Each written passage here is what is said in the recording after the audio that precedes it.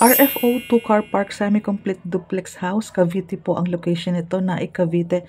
Daily tripping reservation, check nyo po itong vlog na to. So ito po ay Sipagsibol Village ng Naik, Cavite is RFO, ongoing na po ang filing at loan document signing sa Pag-ibig. So ito po ay semi-complete covered kitchen area na may malaking living area at madaming bintana. Covered po ang kitchen, yes. Ayan po, kaluwang ang living area. Madaming bintana, sliding windows.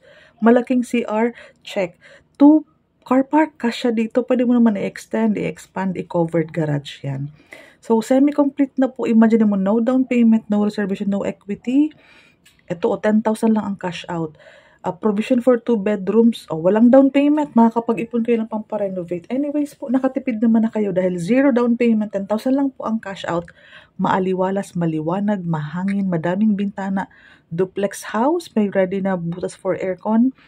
10,000 lang po ang pinaka-cash out nito. Imagine po, 30,000 basic salary, 9,800 lang monthly. So, daily tripping, PME.